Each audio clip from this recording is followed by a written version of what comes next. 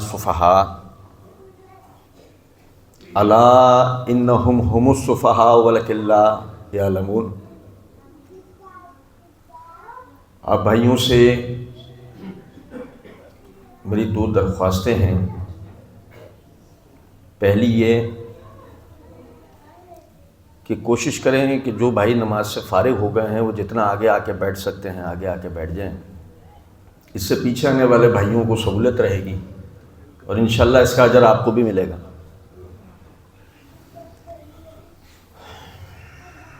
دوسری گزارش یہ ہے کہ آج کا درس تھوڑا سا صبر طلب ہے۔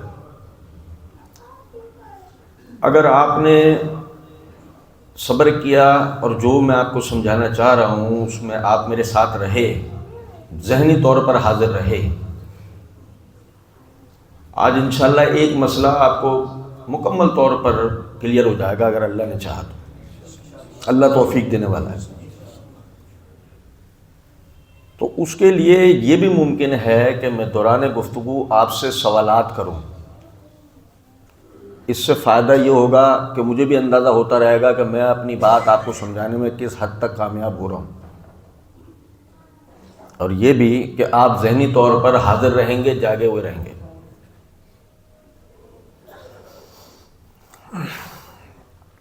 کیا آپ لوگ حاضر ہیں؟ اللہ تعالیٰ نے قرآن مجید میں آدم علیہ السلام کا ذکر کیا، اس وقت کا ذکر کیا کہ جب انہیں ان کی زوجہ کے ساتھ جنت کے اندر بھیجا گیا تھا اور ابلیس ان کی تخلیق اور جو اللہ تعالیٰ نے ان پر انعام و اکرام کیا تھا اس کے مخالف تھا۔ تو ابلیس نے آدم علیہ السلام اور ان کی زوجہ کو وسوسہ دیا۔ اس وسوسے کے نتیجے میں جنت کی جو نعمتیں آدم علیہ السلام کو اور آپ کی زوجہ کو ملی ہوئی تھیں وہ ان سے لے لی گئیں، اور اللہ تعالیٰ نے اس وقت جو ارشاد فرمایا اسے قرآن کی آیت بنا کے اتارا۔ سورہ اعراف کی آیت نمبر 22 سے 24 جو ہے اس میں اللہ رب العزت نے فرمایا وَنَادَاهُمَا رَبُّهُمَا أَلَمْ أَنْهَاكُمَا عَنْ تِلْكُمَا الشَّجَرَةِ وَأَقُلْ لَكُمَا إِنَّ الشَّيْطَانَ لَكُمَا عَدُوٌّ مُّبِينٌ۔ کیا تمہارے رب نے تم دونوں کو پہلے سے خبردار نہیں کر دیا تھا کہ تم اس درخت کے پاس مت جانا؟ اور کیا تمہیں یہ نہیں بتا دیا گیا تھا کہ شیطان تمہارا کھلا ہوا دشمن ہے؟ قال ربنا ظلمنا انفسنا وان لم تغفر لنا وترحمنا لنكونن من الخاسرین۔ تو انہوں نے اللہ تعالیٰ سے کہا اے ہمارے رب، بے شک ہم نے اپنی جانوں پہ ظلم کیا، اور اگر آپ نے ہماری مغفرت نہ کی اور ہم پر رحم نہ کیا تو ہم نقصان اٹھانے والوں میں سے ہو جائیں گے۔ قال اهبطوا بعضكم لبعض عدو ولكم في الارض مستقر ومتاع الى حين۔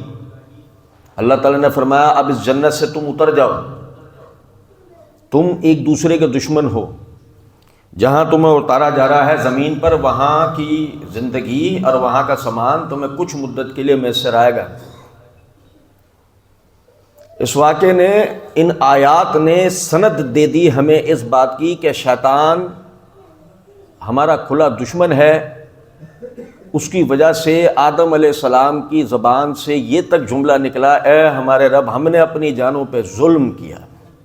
تو شیطان کتنا بڑا ظالم ہوگا کہ جس کی وجہ سے ہمارے باپ کو اپنی زبان سے یہ جملہ نکالنا پڑا۔ کیا آج تک آپ نے کسی آدمی کے بھی منہ سے، چاہے وہ کسی بھی عقیدے کا حامل ہو، شیطان کے لیے لفظ ظالم سنا ہے؟ میں نے کیا کہا تھا، میں سوال کروں گا، سب نے جواب دینا ہے، تو اب جواب دیں۔ میں نے سوال یہ کیا کیا آج تک آپ میں سے کسی نے ابلیس کے لیے کسی بھی عقیدے کے حامل آدمی سے لفظ ظالم سنا ہے کہ ابلیس ظالم ہے؟ ابلیس ظالم، ابلیس کا نام جب بھی لے رہا ہو ابلیس ظالم، ابلیس دشمن، سنا کسی کے منہ سے؟ جواب ہی نہیں دے رہے۔ بھائی ہو سکتا ہے کہ میں زور دے رہا ہوں آپ پہ، شاید آپ کی یادداشت کھو گئی ہو، کسی نے بولا ہو، تو سوچ سمجھ کے جواب دیں. کیا آج تک کسی کے منہ سے سنا ہے ابلیس ظالم، ابلیس پر لعنت ہو؟ سنا ہے؟ نہیں سنا، اور سنیں گے بھی نہیں. اور اسی طرح آپ دیکھیں کہ سورہ ہود میں آیت نمبر 42 تا 46 دیکھیں. اللہ تعالیٰ نے فرمایا وَنَادَى نُوحٌ ابْنَهُ وَكَانَ فِي مَعْزِلٍ. اور جب نوح نے پکارا اپنے بیٹے کو جبکہ اس نے ایمان والوں کا ساتھ چھوڑ دیا تھا، وہ پیچھے رہ گیا تھا. یا بنیا ارکب معانا، اے میرے بیٹے میرے ساتھ سوار ہو جا. ولا تکن مع الکافرین، ولا تکن مع الکافرین. آپ خود بھی قرآن کھول کے یہ لفظ دیکھ سکتے ہیں، ولا تکن مع الکافرین، کافروں میں سے مت ہو جا. بھائی توجہ سنیں، آج تک آپ نے کسی بھی عقیدے کا حامل آدمی سے سنا نوح کا بیٹا کافر؟ نہیں سنا نا؟ ٹھیک ہے. کالا صحابی الی جبل یاسمونی من الماء، میں اس پہاڑ کی آڑ لے لوں گا، یہ مجھے اس پانی سے بچا لے گا. نوح علیہ السلام نے کہا لا عاصم اليوم من امر اللہ الا من رحمہ. آج کے دن جس پر اللہ رحم کرے اس کے علاوہ کوئی نہیں بچ سکتا. وحال بینہم الموج، اور ان دونوں کے درمیان طوفان کی وہ موج آ گئی. فکان من المغرقین، اور نوح کا بیٹا غرق ہو جانے والوں میں سو گیا. اب آج تک نوح علیہ السلام کے بیٹے کے لیے ہم نے سنا مغرق، غرق ہو جانے والا، سنا کبھی ہم نے یہ لفظ؟ کسی بھی عقیدے کا حامل آدمی سے کبھی سنا؟ ایک وجہ بتا دیتا ہوں. وجہ صرف یہی نہیں ہے کہ وہ اللہ کا دین قبول نہیں کر رہا، وجہ یہ ہے وہ اللہ کے نبی کی سامنے صریحاً مخالفت کر رہا ہے، صریحاً مذاق اڑا رہا ہے. میں تو اس پہاڑ کی آڑ لے لوں گا تو سیلاب جو ہے وہ سمجھ جاؤں گا میں. لیکن کبھی آج تک اس کے جواب میں ہم میں سے کسی نے نوح علیہ السلام کے بیٹے کے لیے کوئی تحقیر آمیز جملہ کسی کے منہ سے سنا ہے؟ بولنا چاہیے، بولنا چاہیے، بولنا نہیں چاہیے اسے کافر. اب سب سناٹے میں، ارے بھائی جواب دو یار. بولنا چاہیے کافر، بولتا کوئی نہیں. کیوں؟ وہ ہم آخر میں پڑھیں گے. کیوں نہیں بولتے ہیں وہ ہم آخر میں پڑھیں گے. اور وہاں ایک انتہا درجے کی سازش اور ایک انتہا درجے کی منافقت کو دیکھیں گے. ٹھیک ہے؟ آپ دیکھیں اللہ تعالیٰ نے فرمایا کہ نوح علیہ السلام نے اپنے رب کو پکارا وَنَادَى نُوحٌ رَبَّهُ. اب بھائی یہ والا حصہ بڑا غور سے سنیں. وَنَادَى نُوحٌ رَبَّهُ فَقَالَ رَبِّ إِنَّ ابْنِي مِنْ أَهْلِي. نوح نے اپنے رب کو پکارا اور کہا اے میرے رب میرا بیٹا میرے اہل بیت میں سے ہے. کھول لو آپ قرآن دیکھ کے یہ لفظ دیکھ لو، ان ابنی من اہلی، بے شک کہ میرا بیٹا میرے اہل بیت میں سے ہے. دیکھو نبی کے اہل بیت میں سے ایک ہے جس کو اللہ تعالیٰ نے قرآن مجید کے اندر کہا ہے کہ نبی اس کے لیے یہ بات کہہ رہا ہے ولا تکن مع الکافرین، کافروں میں سے مت ہو جا. میں نے بھی آپ سے کہا اسے کافر کہنا چاہیے، تو آخر کار میرے زور دینے پر آپ میں سے بعض کہنے لگے ہاں. تو اب آپ اہل بیت کے ایک فرد کو کافر کہنے کے لیے تیار ہو گئے. اب سناٹا دوبارہ ہوا. ہوا بھائی بتائیے، اب سوچ سمجھ کے بتائیے. اہل بیت میں سے ایک شخص ہے، نبی کے اہل بیت میں سے ایک شخص ہے، قرآن نے تو اس کے لیے سند دے دی ہے، قرآن نے تو کہہ دیا اس کو وَكَانَ مِنَ الْمُغْرَقِينَ، قرآن نے تو کہہ دیا ہے وَلَا تَكُن مَعَ الْكَافِرِينَ، قرآن نے تو کہہ دیا ہے. اب آپ سے سننا ہے جس کو قرآن نے کہہ دیا اور جس کو اللہ نے اپنے الفاظ میں کہہ دیا، آخر کیا بات ہے ہم نے کسی کے منہ سے آج تک نہیں سنا وہ کافر ہے. جب بھی اس کا ذکر آیا کافر، جب بھی ذکر آیا اس کا مغرق، جب بھی ذکر آیا لانتی. نعوذ باللہ کبھی لفظ سنا ہے نہیں سنا. ٹھیک. پھر دیکھیں آپ ذرا، اللہ تعالیٰ نے سورہ مریم کی آیت نمبر 41 تا 48 کے اندر فرمایا وَاذْكُرْ فِي الْكِتَابِ ابراہیم، اور اپنی اس کتاب میں ابراہیم علیہ السلام کا بھی ذکر کرو. اِنَّهُ كَانَ صِدِّيقًا نَبِيًّا، بے شک کہ وہ اللہ کا ایک سچا رسول تھا. اِذْ قَالَ لِأَبِيهِ، جبکہ اس نے کہا اپنے والد سے، جبکہ اس نے کہا اپنے والد سے. ابراہیم علیہ السلام کے والد خالصتاً اس کے اہل بیت ہے نا. بھائی بتائیے ہے نا اس کے اہل بیت. اور سنیے گا اس قال لابی ہے یا ابتی لما تعبدو ما لا يسمع ولا يبصر، اے میرے باپ آپ ایسے کو کیوں مدد کے لیے پکار رہے ہو، ایسے کی کیوں عبادت کر رہے ہو جو نہ سن سکتا ہے نہ دیکھ سکتا ہے، ولا یغنی عنک شیئا، وہ آپ کو کسی قسم کا کوئی فائدہ نہیں دے سکتا، آپ کے کسی کام نہیں آ سکتا۔ یا بتی انک جاءنی من العلم، اے میرے رب اللہ کی طرف سے میرے پاس علم آیا ہے، وحی آئی ہے، دین اترا ہے، ما لم یاتکا، جو کہ پہلے آپ کے باپ دادوں میں سے کسی کے پاس نہیں آ سکا، آپ تک وہ ہدایت نہیں پہنچ سکی، فتبعنی، میری پیروی کی، اہدک صراطا سویا، آپ سیدھے راستے کی پیروی، میں آپ کو سیدھے راستے کی طرف دعوت دیتا ہوں، آپ سیدھے راستے کی پیروی کریں۔ یا ابتی لا تعبد الشیطان ان الشیطان کان للرحمن عصیا، اے میرے رب شیطان کی عبادت، اے میرے والد شیطان کی عبادت نہ کریں، وہ اپنے رب کا کھلا نافرمان ہے۔ یا ابتی انی اخاف ان یمسک عذاب من الرحمن، اے میرے رب میں آپ کے لیے رحمان کے عذاب کا خوف رکھتا ہوں کہ آپ نے اگر میری ہدایت کی پیروی نہیں کی، جس طرف میں دعوت دے رہا ہوں اس طرف آپ نہیں آئے، آپ کو اللہ کا عذاب آ جائے گا۔ فتکون للشیطان ولیا، شیطان آپ کا ولی ہوگا، شیطان آپ کا حمایتی ہوگا، شیطان آپ کا دوست ہوگا۔ بھائی ابراہیم علیہ السلام اپنے والد کو سمجھا رہے ہیں، توجہ سے سنیے گا، ان کے والد جواب میں کہہ رہے ہیں الراغب انت ان آلہتی یا ابراہیم لئن لم تنتہ لارجمنک واہجرنی ملیہ، کہا تو ہمیں ہمارے الہوں سے روک رہا ہے، اے ابراہیم تو ہمیں ہمارے الہوں سے روک رہا ہے، ہم جن کو پکارتے ہیں ان سے تو ہمیں روکنے کی کوشش کر رہا ہے، اے ابراہیم میں تجھے رجم کروا دوں گا، تجھے سنسار کروا دوں گا، یا تو ہمیں چھوڑ دے دور دراز کہیں چلا جا۔ بھائی آپ میری بات سمجھیے گا، جو شخص نبی کو سنسار کرنے کی بات کہے اس سے بڑا ظالم کوئی ہوگا، اس سے بڑا گمراہ کوئی ہوگا؟ جو ایک نبی اور رسول کو سنسار کرنے کا بات کرے، مطلب آپ اندازہ کریں پوری قوم میں یہ جملہ بولنے والا ابراہیم کا باپ اور نبی کہ اہل بیت میں سے۔ کبھی آج تک کسی بھی عقیدے کا حامل آدمی سے آپ نے ابراہیم علیہ السلام کے والد کے لیے کوئی لعنت ملامت کا جملہ سنا ہے؟ سنا ہے کبھی؟ کبھی سنا ہو ابراہیم کا باپ گمراہ، ابراہیم کا باپ کافر، ابراہیم کا باپ گستاخ رسول، سنا کبھی اس طرح کا کوئی لفظ سنا ہے آپ نے کبھی؟ اور بھائی پڑھ تو قرآن رہا ہوں نا میں، وہ بھی پڑھتے ہیں نا یا نہیں؟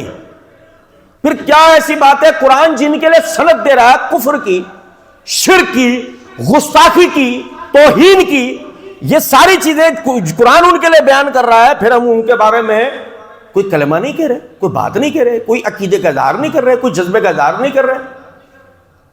کوئی وجہ ہوگی، وجہ تو ہم آخر میں پڑھیں گے، ہماری وجہ، دوسروں کی بھی پڑھیں گے، لیکن میں صرف بتانا چاہ رہا ہوں ہمارے نا دماغ کھلے ہونے چاہیے، ہمارے کان کھڑے رہنے چاہیے۔ ایک چیز ہے جس کی طرف ہمیں قرآن توجہ دلا رہا ہے، ہم اس طرف توجہ نہیں کر رہے، توجہ دلانے والے ہمیں تاریخ میں توجہ دلا رہے ہیں، اور پہلے قرآن میں تو توجہ کرو بھائی کہ قرآن کیا کہہ رہا ہے، سمجھ میں آ رہی ہے بات؟ خیر، اچھا آپ دیکھیں اسی طریقے سے سورہ نام آیت نمبر 74 دیکھیں، وہاں تو یہ واضح طور پر الفاظ ہیں وَإِذْ قَالَ إِبْرَاهِيمُ لِأَبِيهِ آزَرَ أَتَتَّخِذُ أَصْنَامًا آلِهَةً إِنِّي أَرَاكَ وَقَوْمَكَ فِي ضَلَالٍ مُبِينٍ، جب ابراہیم علیہ السلام نے اپنے والد آزر سے کہا کہ آپ بتوں کو الہ بناتے ہیں، میں آپ کو آپ کی قوم کو کھلی گمراہی میں دیکھتا ہوں۔ اب کم سے کم جملہ ان کے باپ کے لیے کیا نکلا؟ ہم کہیں ابراہیم کا باپ کھلا گمراہ۔ بتائیے سنا ہے کبھی کسی کے منہ سے؟ بتاؤ نا یار، نہیں کبھی نہیں سنو گے، کبھی نہیں سنو گے۔ اب آپ دیکھیں سورہ یوسف کی آیت نمبر، پہلے دیکھیں آیت نمبر 8 تا 10، اللہ تعالیٰ نے فرمایا اِذْ قَالُوا لِيُوسُفَ وَأَخُوهُ أَحَبُّ إِلَىٰ أَبِينَا مِنَّا وَنَحْنُ عُصْبَةٌ، یوسف علیہ السلام کے بھائیوں نے یوسف علیہ السلام کے والد یعقوب علیہ السلام سے کہا کہ آپ اس کو اور اس کے بھائی کو ہم سے زیادہ اہمیت دیتے ہیں، حالانکہ ہم آپ کی ایک بیوی سے پیدا ہوئی 10 اولادوں کا ایک جتھا ہے۔ آپ انہیں زیادہ اہمیت دیتے ہو. انا ابانا لفی ضلال مبین، بے شک ہمارا باپ کھلی گمراہی میں ہے. یہ یعقوب علیہ السلام کے لیے انہوں نے جملہ بولا ہے. جو نبی کو کھلی گمراہی کے اندر بولے اس شخص کے لیے ہمارا قول کیا ہونا چاہیے؟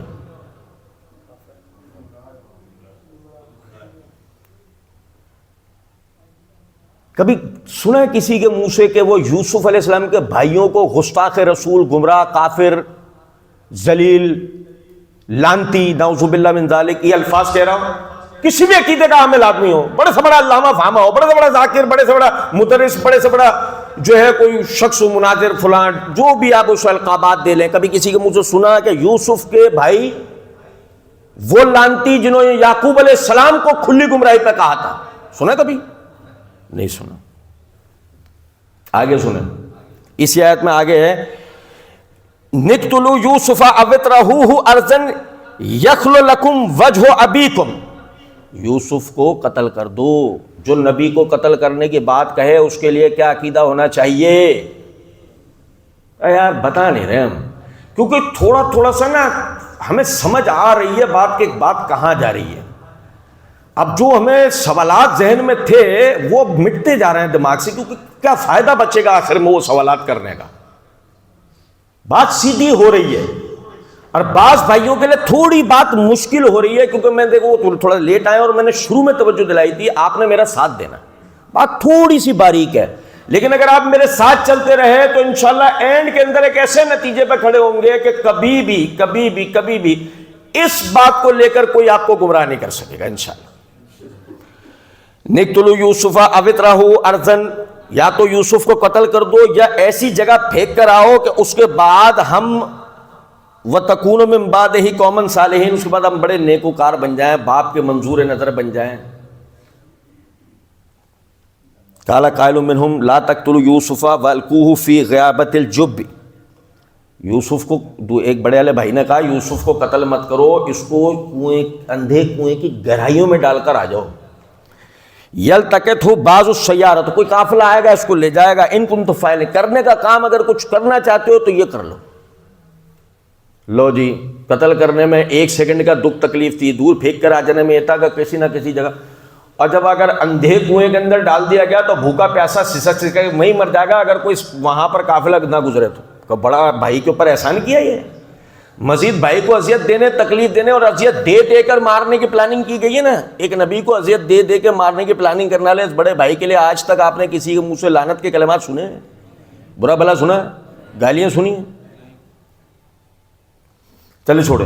اب سورہ یوسف کی ہی آیت نمبر 77 دیکھیں، اس میں اللہ رب العزت نے فرمایا قالوا یسرق فقد سرق اخ له من قبل.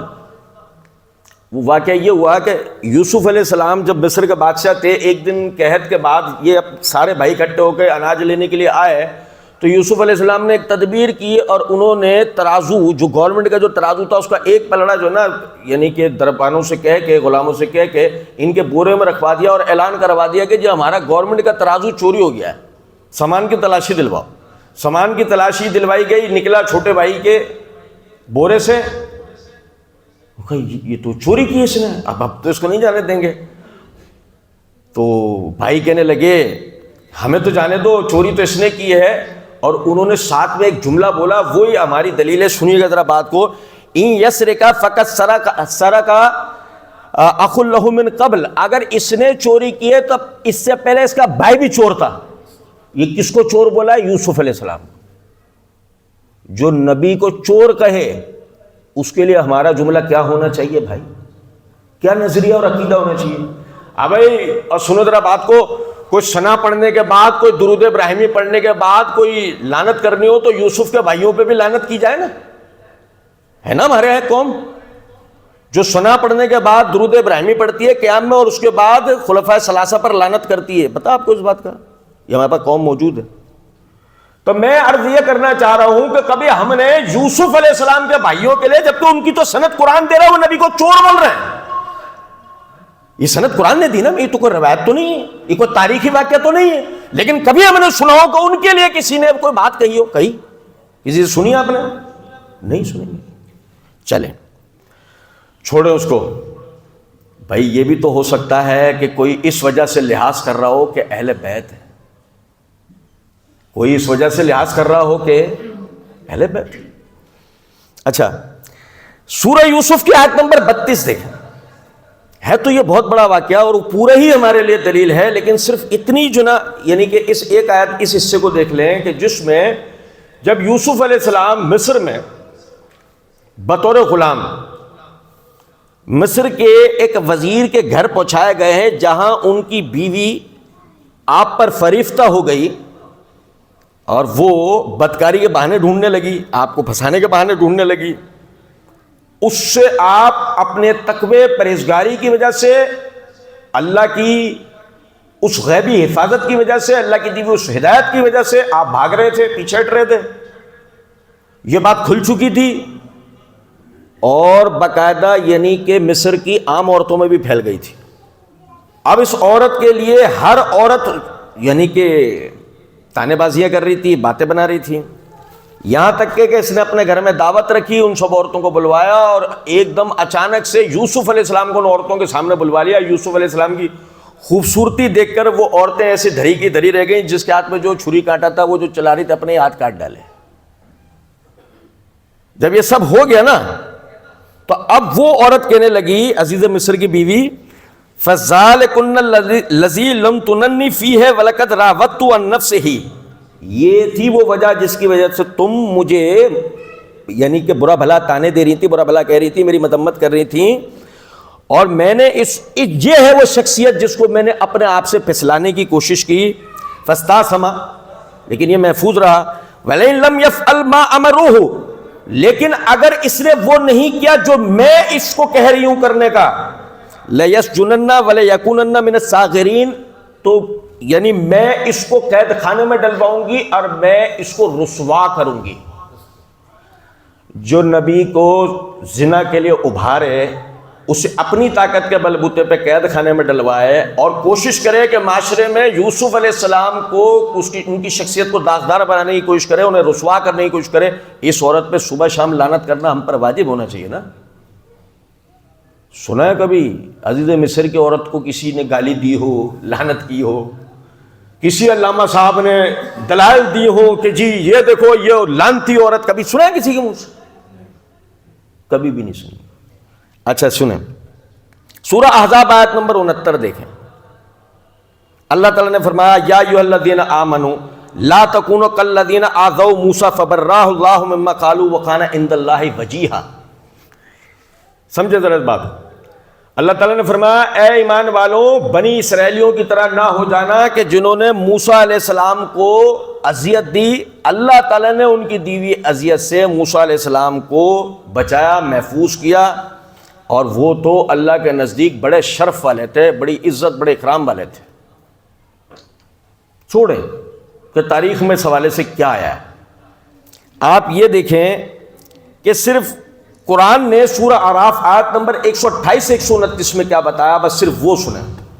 اللہ تعالیٰ نے فرمایا، قال موسیٰ لقومہ استعینوا باللہ واصبروا ان الارض للہ یورثها من یشاء من عبادہ والعاقبۃ للمتقین۔ یہ وہ وقت آ گیا ہے کہ جب نیل پر پہنچ چکے ہیں سارے کے سارے، سامنے سامنے فرعون اور اس کی فوج ہے، قوم کے قدم ڈگمگا نہ جائیں۔ آپ نے ایک بلیغ اور فصیح قسم کی ایک تقریر کی اور اس میں آپ نے کہا اللہ سے مدد طلب کرو اور ثابت قدم رہو، بے شک اللہ کی زمین کا وارث اللہ اپنے بندوں میں سے جس کو چاہے بناتا ہے، اور آخر کار انجام تو پرہیزگاروں کے لیے ہے۔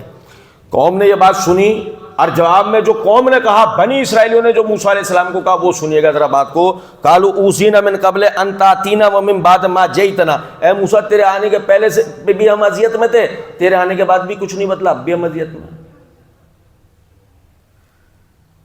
یہ موسیٰ علیہ السلام کو ان کے اصحاب کہہ رہے ہیں کہ ہم تیرے آنے سے پہلے بھی اذیت میں تھے، تیرے آنے کے بعد بھی ہم اذیت میں، کوئی فرق زیادہ نہیں پڑا، وہی کہ وہی ہمارے حالات ہیں۔ اس بد نصیب قوم کے لیے ہمارا کلمہ کیا ہونا چاہیے؟ آج تک کبھی بنی اسرائیلیوں کے لیے ہم نے کوئی اپنے علامہ فہامہ صاحب سے کوئی لعنت ملامت کا کلمہ سنا ہے؟ اچھا، اب ہو سکتا ہے کہ کسی کے ذہن کے اندر یہ خیال آ جائے کہ یار اصل میں دیکھیں مسئلہ یہ ہے کہ اللہ تعالیٰ نے ان پر لعنت کرنے کے لیے نہیں کہا. اب بھائی پیچھے والے بھائی توجہ کریں, میں آپ کو بتاؤں سورہ مائدہ آیت نمبر 78 دیکھیں. اللہ تعالیٰ کہہ رہا ہے لعن الذین کفروا من بنی اسرائیل علی لسان داؤد و عیسی ابن مریم ذالک بما عصوا وکانوا یعتدون. لو جی ان پر لعنت کرنے کی دلیل میں آپ کو قرآن سے بتا رہا ہوں. اللہ کہہ رہا ہے کہ ہم نے بنی اسرائیل کے ہر جھٹلانے والے کو داؤد اور عیسیٰ کی زبان سے لعنت کروائی. کیا کروائی؟ لعنت کروائی. بما عصوا ان کی نافرمانی پہ وکانوا یعتدون, اور وہ تو تھے حد سے بڑھنے والے. اب آپ کو قرآن سے سند بھی مل گئی کہ ان کو تو داؤد علیہ السلام اور عیسیٰ علیہ السلام نے بھی لعنت کیا. کرو گے آئندہ بنی اسرائیل کا جب بھی ذکر آئے گا کہو گے لعنت اللہ علیہم, کہو گے ان سب پر اللہ کی لعنت ہو؟ ابے بتا یار, اب تو ہاتھ کھڑے کر دو, جو کہہ رہا ہے کریں گے. ہاں بھائی 5 6 8 کا ذہن بنانے میں کامیاب ہو گیا, مجھے بھی اب ذاکر کا خطاب ملنا چاہیے. اب بھائی سنیں ذرا توجہ سے سنیے گا بات. میں آپ کو اینڈ رزلٹ دوں گا انشاءاللہ, بہت کام آنے والا. بات آپ سمجھ چکے ہیں کافی حد تک. اور دیکھیں ہمارے پاس تو لعنت کرنے کا ایک اتنا بڑا جواز موجود ہے بنی اسرائیل کے اوپر کہ اللہ تعالیٰ نے سورہ بقرہ آیت نمبر 181 184 میں جو بات بتائی ہے وہ بالکل حرف آخر ہے. اللہ تعالیٰ نے فرمایا لقد سمع اللہ قول الذین قالوا ان اللہ فقیر ونحن اغنیاء. اللہ نے ان لوگوں کا قول سنا کہ جنہوں نے کہا اللہ فقیر ہے ہم غنی ہیں. اب جو کھلم کھلا اللہ کی گستاخی کرتے ہوں یار, ان کے لیے تو ہم کم سے کم سخت کلمہ کہیں گے نا. لیکن کہہ تو دے کوئی ہمارا علامہ صاحب, کہا تو ہو ہمارے کسی مناظر اسلام نے کبھی کہا؟ کسی نے آج تک کہا نہیں. پڑھ کہاں سے رہے ہم؟ بخاری مسلم سے, تبری یا ابن کثیر سے. اب کہاں سے پڑھنا ہے بھائی؟ قرآن مجید پڑھ رہے ہیں نا ہم تو یار, یہ تو قرآن کی دی ہوئی سند ہے. قرآن بتا رہا ہے کہ انہوں نے کھلے عام اللہ کی گستاخی کی, وہ اللہ کو فقیر خود کو غنی کہہ رہے ہیں. اب بھائی سن رہے ہیں بات کو یا نہیں؟ اللہ کہہ رہا ہے سنکتب ما قالوا, ان قریب ہم یہ لکھ لیں گے جو انہوں نے کہا ہے. لو اس کا مطلب یہ کوئی سندن بات ہے نا, یہ کوئی بات ہے نا ایسی جو لکھی جائے گی. اب بھائی بتائیے آگے دیکھیں ذرا. وَقَتْلُهُمُ الْأَنْبِيَاءُ بِغَيْرِ حَقٍّ, اور یہ وہ بدنصیب قوم ہے کہ جس نے نبیوں کو ناحق قتل کیا. اب بھائی یار چھوڑو, ایک گستاخ رسول والا اپنی زبان سے نبی کو اذیت دیتا ہے, لیکن جس نے اپنے ہتھیار سے نبی کو اذیت دے کے شہید تک کر دیا ہو, بتاؤ صبح شام اس پہ ہمیں لعنت بھیجنی چاہیے نہیں بھیجنی چاہیے؟ آپ کتنے لوگ بھیجیں گے ہاتھ کھڑے کر؟ ہاں آپ زیادہ ہو گئے, آپ زیادہ ہو گئے. گریٹ, میں دن بہ دن ذاکر بنتا جا رہا ہوں, بہترین. اچھا بھائی سنیں گا ذرا بات کو. یہ تو ہو گیا ہمارے پاس بنی اسرائیل کو بھی لعنت کرنے کی دلیل آ گئی, اور سب بھائی تیار بھی ہو گئے ہیں, اچھی بات ہے. اب لعنت کے لیے مزید تیار ہو جائیں اور سورہ لہب پڑھیں. سورہ لہب پڑھیں. کیا کہا اللہ نے؟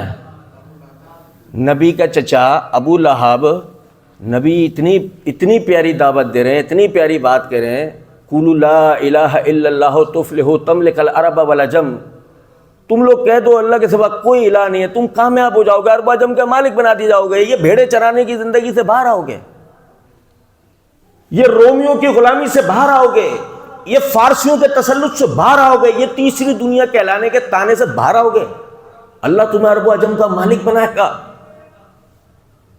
وہ قدامت پسند آدمی, وہ مشرک, ابھی سنو ذرا بات. وہ کہہ رہا الہذا جماعتنا تبت لک. یار سنو ذرا بات کو. تو نے ہمیں یہاں اس لیے جمع کیا ہے تیری خرابی ہو تیری بربادی ہو. جو نبی کو کہے تیری خرابی ہو تیری بربادی ہو اس کے لیے. اب یار قرآن سے سند پڑھو.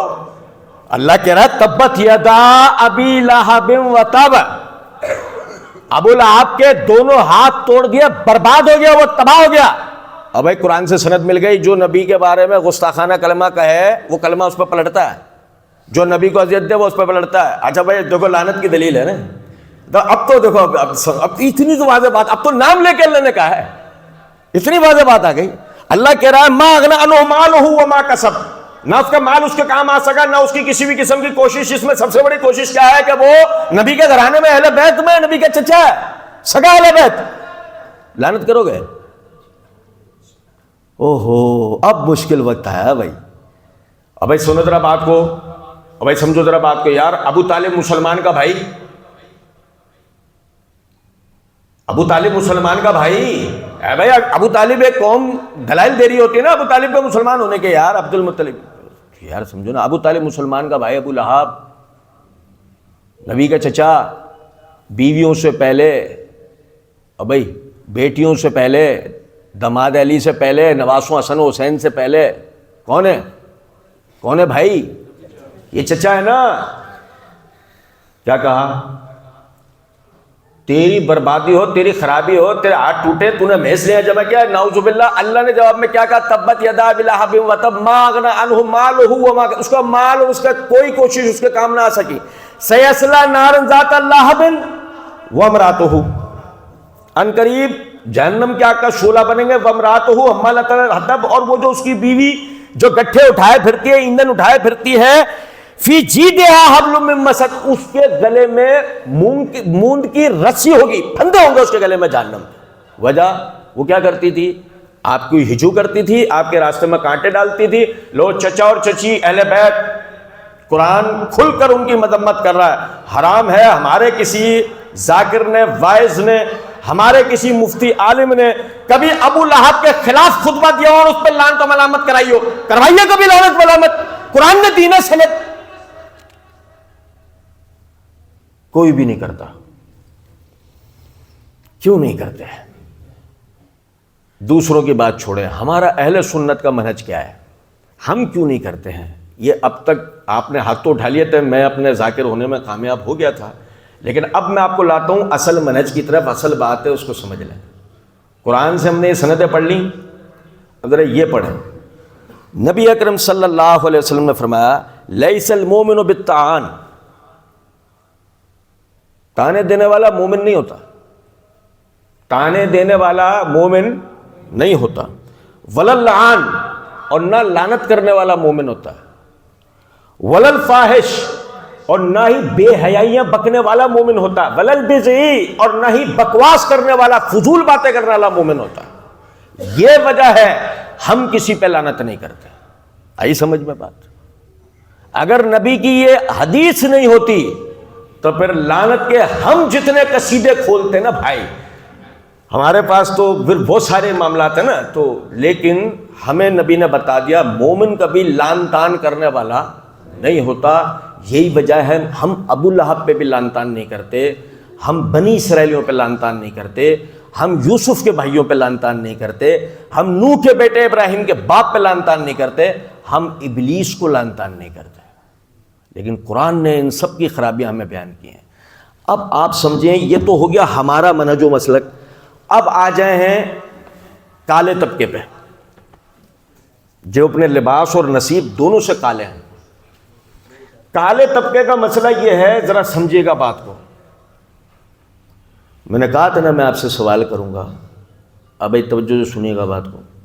ہم میں سے جو شخص یہ کہتا ہے کہ قرآن مجید اللہ کی محفوظ ترین کتاب ہے، وہ ہاتھ کھڑا کرے۔ اچھا نیچے کر لیں۔ اب ہم میں سے جو شخص یہ کہتا ہے قرآن کی فلاں آیت میں رد و بدل ہو گیا ہے، وہ ہاتھ کھڑا کرے۔ کسی کا بھی نہیں عقیدہ؟ نہیں ہے۔ تاج کمپنی والوں نے اچھا کام کیا نا، آج تک کسی آیت میں کوئی رد و بدل نہیں ہے۔ ایسے ہی ہے بھائی، ایسے ہی ہے۔ تاج کمپنی والوں نے کمال کیا نا، اب بھائی قرآن چھاپنے والی ان کمپنیوں نے کمال کیا نا، آج تک قرآن کی کسی آیت میں کوئی ہیر پھیر۔ ایسے ہی قرآن کی اتنی عمر ہے، کتنی عمر ہے؟ جب ابھی کاغذ بھی ایجاد نہیں ہوا تھا، اور یہ قرآن ہم تک محفوظ ترین ذرائع سے ہے۔ ہم یہ کسی عقیدت کی بنیاد پر نہیں کہتے ہیں، ہمارے پاس اس کے دلائل ہیں۔ اور سنیں ذرا بات کو، قرآن کی تفسیر و تشریح ہے احادیث نا بھائی، ہے یہ نہیں؟ اب ادھر والے بھائی بتاؤ۔ اچھا سمجھے ذرا اس بات کو، کیا احادیث صحیحہ ہم تک محفوظ ترین ذرائع سے پہنچ چکی ہیں؟ ایسے ہی ہے نا، اس میں کوئی دو رائے تو نہیں ہے۔ تو قرآن بھی ہم تک محفوظ ذریعے سے پہنچ گیا، حدیث بھی ہم تک محفوظ ذریعے سے پہنچ گئی۔ کس نے پہنچائی؟ نبی صلی اللہ علیہ وسلم کے پاس محفوظ ترین ذریعے سے لائے جبرائیل۔ جبرائیل سے سن کر آپ نے بیان کیا کس کو؟ ابو بکر کو، عمر کو، عثمان کو، ابو موسیٰ اشعری کو، بھائی مغیرہ بن شعبہ کو، ابو سفیان کو، معاویہ کو؟ نہیں کیا نا؟ پھر ہوا کیا کہ جی معاویہ نے اس میں رد و بدل کر دیا، ایسا ہوا؟ نہیں ہوا؟ پکا نہیں ہوا، ٹھیک ہے۔ مسئلہ سارا یہ ہے کہ قرآن اور احادیث محفوظ ترین ذریعوں سے ہم تک پہنچانے والے وہ لوگ ہوں گے جو خود چور ڈاکو ظالم نہیں ہوں گے، کیونکہ قرآن اور حدیث میں چور، ڈاکہ، ظلم اور غصب اور قتل، ان سب چیزوں کی مذمت ہم صبح شام پڑھ رہے ہیں۔ تو اگر ہم صحابہ کو قاتل، ظالم، غاصب، جابر، منافق، مرتد، نعوذ باللہ کوئی بھی لفظ اگر ان کے لیے استعمال کر رہے ہوں تو کم از کم یہ تو سوچیں قرآن کے اندر موجود یہ چیزیں آج تک کیوں ہیں، حدیث تک موجود یہ حدیثیں آج تک کیوں ہیں، چور کی سزا کیوں موجود ہے، غاصب کی مذمت کیوں موجود ہے، ظالم کے بارے میں احادیث کیوں آتی ہیں، یہ ساری چیزیں کیوں ہیں۔ ہم تو دیکھتے ہیں کہ ہمارے ہاں سندھ سیکریٹریٹ میں ہر 5 سال بعد آگ لگا دی جاتی ہے کہ کوئی ہماری کرپشن نہ پکڑ لے۔ یہ کیسے ممکن ہے کہ آپ کہہ رہے ہو کہ صحابہ کے کرپشن کے دلائل ہمارے پاس ہیں اور دیے انہی کرپٹ لوگوں نے آپ کو ہوں؟ یہ کیسے ممکن ہے؟ اب دو میں سے کوئی ایک بات ہو سکتی ہے جسے آپ کرپشن سمجھ رہے ہیں وہ ہے نہیں، آپ اسے کرپشن سمجھ رہے ہیں، اور دوسری بات یہ ہو سکتی ہے جسے کرپشن بنایا جا رہا ہے وہ کرپشن نہیں دین ہے، ہم اسے کرپشن سمجھ رہے ہیں۔ کچھ بات آ رہی ہے سمجھ میں؟ نہیں۔ ہمارے پاس تو خیر ایک تیسری بات بھی موجود ہے، لیکن تیسری بات ایک عام آدمی سن کر پریشان ہو جاتا ہے، لیکن پھر بھی میں چلیں آپ کو بتا رہا ہوں، یاد رکھیں اس بات کو، مذمت صحابہ، مذمت اہل بیت کے اندر جتنی بھی روایات پیش کی جاتی ہیں ان میں سے اکثریت ضعیف روایتیں ہوتی ہیں۔ سن کر ہمیں بڑا عجیب لگتا ہے، ہم کہتے ہیں اچھا یہ چونکہ ان کے نظریے خلاف ہے سب ضعیف ہیں، لیکن اگر کسی بھائی کو شوق ہو تو ہم نے اس کے لیے آسان راستہ بھی بنایا ہوا ہے۔ اس کے لیے تھوڑا سا مشکل راستہ یہ ہے کہ ہماری لائبریری تحقیق کروانے کے لیے 24 گھنٹے کھلی ہے، آپ آ جائیں ہمارے ساتھ بیٹھ کے تحقیق کریں۔ ہمارے پاس ماخذ کی کتابیں بھی ہیں، جس کو شوق ہو وہ ہمارے ساتھ بیٹھ کر تحقیق کریں، ورنہ ہم نے اس کا آسان راستہ بھی بنا لیا ہے کہ ہم نے اس کے دلائل ویڈیوز کے ذریعے محمدی لائبریری کے نام سے اپنے یوٹیوب چینل پر ہر اعتراض کے جواب میں دے دیے۔ آپ نے صرف کرنا یہ ہے وہاں سے حوالے لینے، اپنے قریب ترین لائبریری میں جانا ہے، کتابیں کھولنی اور دیکھنا۔ سمجھ میں آ رہی ہے کچھ باتیں؟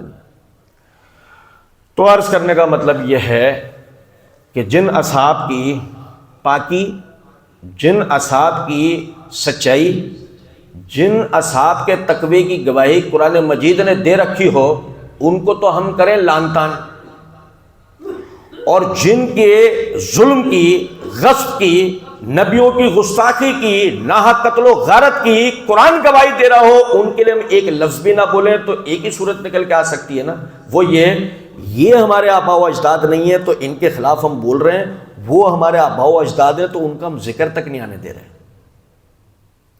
اور یہی وجہ ہے امام عامر بن شراحیل الشابی رحمۃ اللہ علیہ وہ کہتے ہیں کہ تم یہود سے پوچھو تمہاری ملت کے سب سے بہترین لوگ کون سے ہیں، وہ جواب کے اندر کہیں گے اصحاب موسیٰ۔ آپ یہ اصحاب موسیٰ کا بتایا نا میں آپ کو قرآن سے، وہ ملت کے بہترین لوگ تھے، بدترین لوگ تھے، لیکن ان بدترین لوگوں کے لیے ان کے اخلاف بات کے لوگ اپنے ان اسلاف کے لیے کیا کہہ رہے ہیں کہ جب بھی تم ان سے سوال کرو گے، جب بھی کہ تمہاری ملت کے سب سے بہترین لوگ کون سے ہیں، تو یہ جواب میں کہیں گے اصحاب موسیٰ۔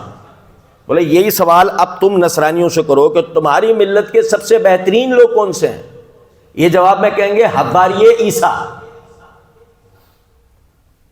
میں نے ذکر نہیں کیا وقت زیادہ ہونے کی وجہ سے، ورنہ حواری عیسیٰ تو وہی تھے جن کے لیے انجیل بتاتی ہے کہ اسی ایک کی مخبری کے اوپر تو فوج آئی تھی گرفتار کرنے کے لیے، میں نے ذکر کیا نہیں۔ عرض کرنے کا یہاں پہ مطلب میرا یہ ہے، آپ سمجھیں ذرا اس بات کو کہ لیکن اس کے باوجود اخلاق سے جب پوچھا جا رہا ہے کہ تمہاری ملت کے سب سے بہترین لوگ کون سے ہیں، تو وہ جواب میں کہہ رہے ہیں کہ حواری عیسیٰ۔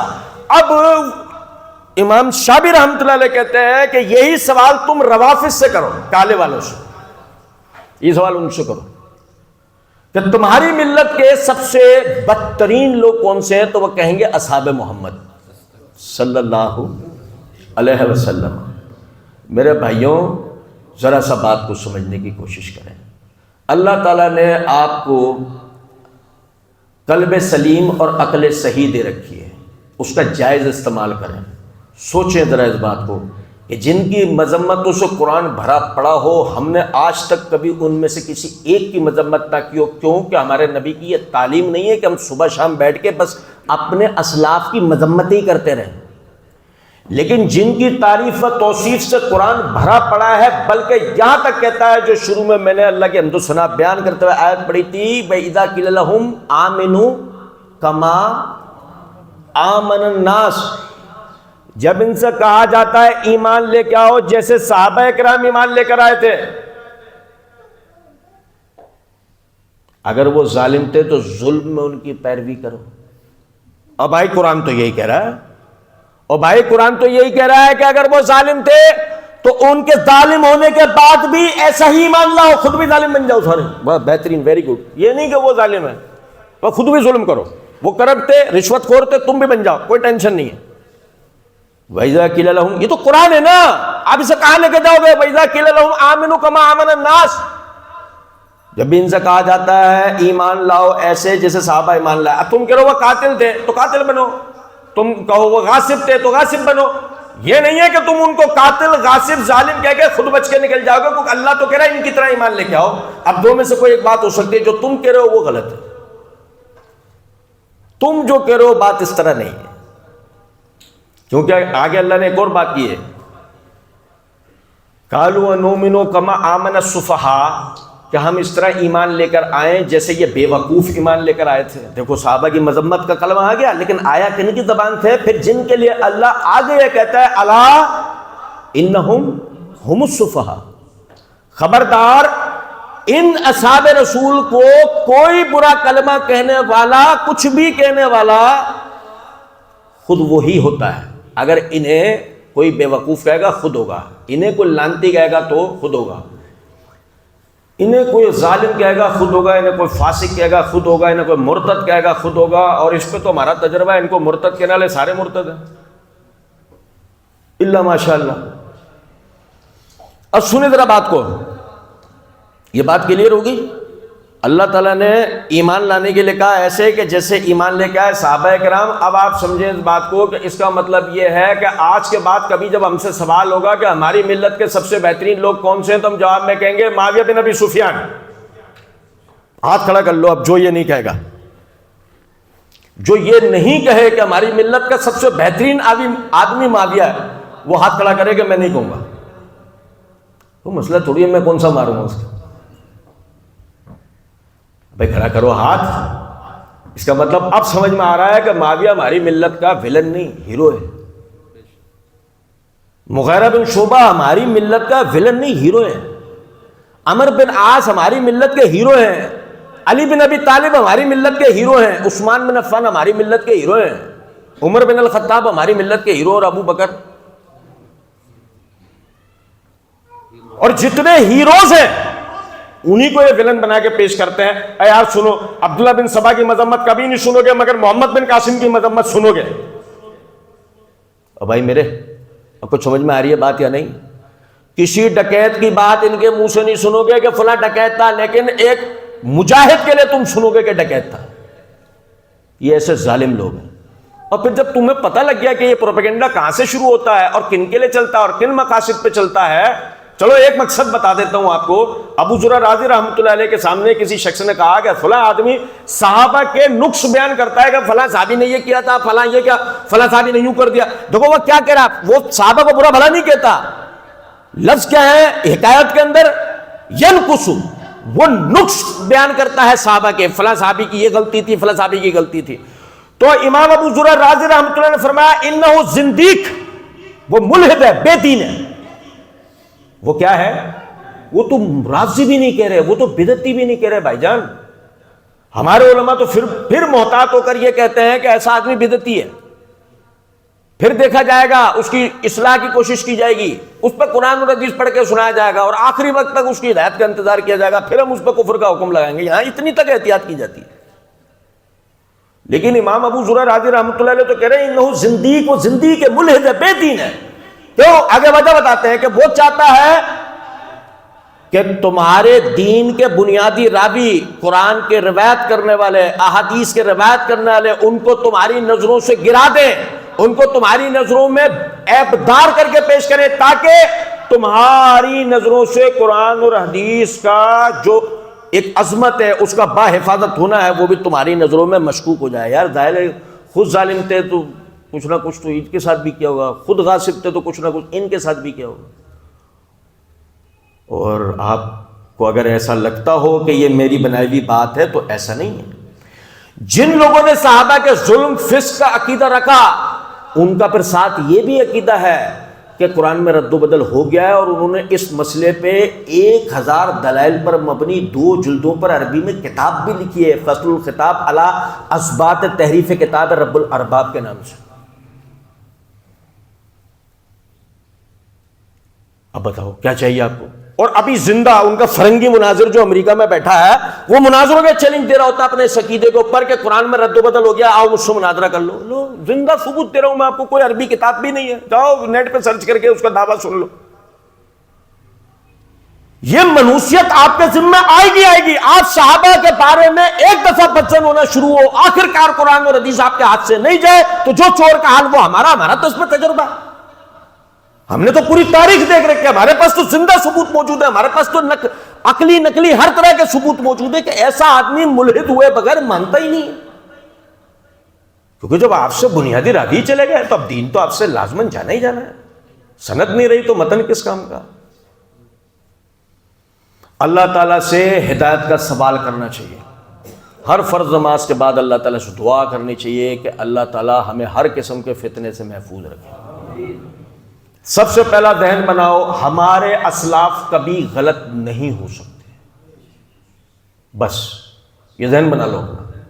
کوئی کہے ظالم تو اچھا ہوں گے، تو کوئی کہے غاصب تو اچھا ہوں گے، تو میں آپ کو صحیح بتا رہا ہوں، دلائل ہم نے دے رکھے ہیں۔ اور نہیں تو دوسرا طریقہ یہ ہے کہ اگر کبھی بھی صحابہ کے حوالے سے کوئی اشکال سن لو، کوئی اعتراض سن لو، فوراً علماء سے رجوع کیا کرو۔ ہمارے یہاں ایک اور مسئلہ ہے، میں ہر جگہ درس دینے جاتا ہوں یہ بات ضرور بولتا ہوں، یہ ہمارے یہاں بڑا المیہ ہے۔ میں اپنی مسجد کے مولوی صاحب کے پاس گیا، میں نے ان سے جا کر مسئلہ پوچھا کہ حدیث 2812 کو سمجھا دیں۔ وہ کہنے لگے مجھے نہیں پتا، میرے پر ٹائم نہیں ہے، یا جو کچھ بھی۔ بس وہیں سے میرا ایمان اٹھ گیا کہ یار مولویوں کے پلے کچھ بھی نہیں ہے، محمد علی مرزا جو بولتا ہے نا وہ بالکل صحیح بولتا ہے۔ اب کوئی پوچھے، کبھی تمہاری طبیعت خراب ہو جائے، کبھی جا کے موچی سے تو دوا لے کے دکھاؤ۔ کس سے بھائی؟ چپل بنانے والے کو کیا بولتے ہیں؟ موچی بولتے ہیں نا۔ طبیعت خراب ہو گئی، چلے گئے موچی سے دوا لینے کے لیے، کیوں؟ وہ ہوا یہ تھا کہ میں اپنے محلے کے ڈاکٹر کے پاس گیا، اس نے مجھے دوا دی، 3 دن کھائی، مجھے تو فائدہ ہوا نہیں، اس لیے میں موچی کے پاس آیا ہوں۔ پھر تیرا بیڑا غرق۔ بھائی اگر مثال ہے تیری طبیعت اس ڈاکٹر سے صحیح نہیں ہوئی تھی تو تو سینئر ڈاکٹر کے پاس جاتا، کوئی اپنے ٹیسٹ وغیرہ کرواتا، ہو سکتا ہے کہ تجھے مخصوص قسم کا کوئی عارضہ ہوا ہے تو اس کے اسپیشلسٹ کے پاس جاتا، اس شہر میں نہیں تو اگلے شہر میں جاتا۔ ایسے ہی ہوتا تو ایسا ہی ہے، جب اپنی مرن کی باری آ رہی ہوتی ہے نا کہ میرے ناک میں روئی نہ لگ جائے، تو پھر بھاگ کے کہاں جا رہا ہوتا ہے؟ ہر جگہ۔ لیکن اپنے ایمان کا گلا نہ گڑ جائے، اس کی موت واقع نہ ہو جائے، تو اس کے لیے کبھی یہ نہیں فکر لاحق ہو رہی ہوتی کہ چلو اگر ہمارے مسجد کے مولوی صاحب اس کے لیے خصوصیت نہیں رکھتے اپنے اندر، ہر آدمی کو اللہ نے ہر صلاحیت نہیں دے رکھی ہے۔ ابھی آپ مجھ سے اگر پوچھیں گے وراثت کا مسئلہ بتاؤ تو میں کہوں گا شیخ صاحب سے رجوع کر لیں، بھائی مجھے نہیں پتا۔ ہر آدمی کو اللہ نے ہر چیز نہیں صلاحیت دے رکھی ہے، ہمیں بہت ساری باتوں کا نہیں پتا۔ تو اگر بالفرض یہ آپ سمجھے بات کو کہ بھائی آپ کو مسئلہ لاحق ہوا تھا تو اس کی خاصیت رکھنا لیتے، اب ان سے رجوع کر لیتے، مسئلہ سیکھ لیتے۔ اور پہلے تو میں نے کہا یہ نہیں کہ پہلا ذہن تو ہی بنایا کرو، ہمارے بزرگ ہیں نا غلط ہو ہی نہیں سکتے۔ یہی تو میں نے بتایا نا کہ یہود سے جب پوچھا جاتا ہے تو وہ کیا بولتے ہیں کہ فلاں غلط تھا، کیا بولتے ہیں؟ اصحاب موسیٰ تو سب یونیک لوگ تھے، پرفیکٹ لوگ تھے، اصحاب عیسیٰ تو پرفیکٹ لوگ تھے، یونیک لوگ تھے، ہماری باری آتی ہے تو ہم خود پہ ہی لعنت برسا لیتے ہیں۔ تو یہ نہیں ہونا چاہیے. اللہ رب العزت سمجھنے اور عمل کرنے کی توفیق دے. وما علینا الا البلاغ. کسی بھائی کے ذہن میں کوئی سوال ہو تو تحریری طور پر بھیج دے، کیونکہ ہماری ریکارڈنگ سننے والے بہت سارے بھائی یہ اعتراض کر رہے ہوتے ہیں کہ بھائی آپ جواب تو دے رہے ہوتے ہو، سوال سامنے والے نے کیا کیا وہ تو ہمیں پتہ ہی نہیں لگتا. تو یہ سوال تحریری طور پہ بھیج دیں گے تو زیادہ فائدہ ہوگا انشاءاللہ.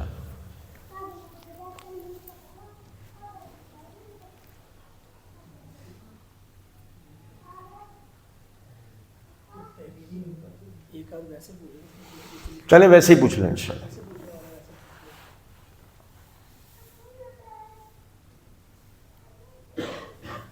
یعنی اس کا مطلب درس کا فائدہ ہوا ہے.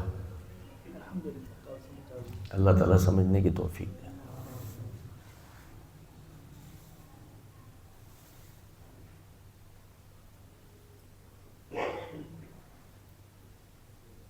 اگر کسی بھائی کا سوال نہ ہو یا ابھی ذہن میں نہ آ رہا ہو تو کل 2 جگہ اور بھی دروس کا سلسلہ ہے، وہاں بھی آیا جا سکتا ہے اور سوال گھر سے لکھ کے لائے جا سکتے ہیں.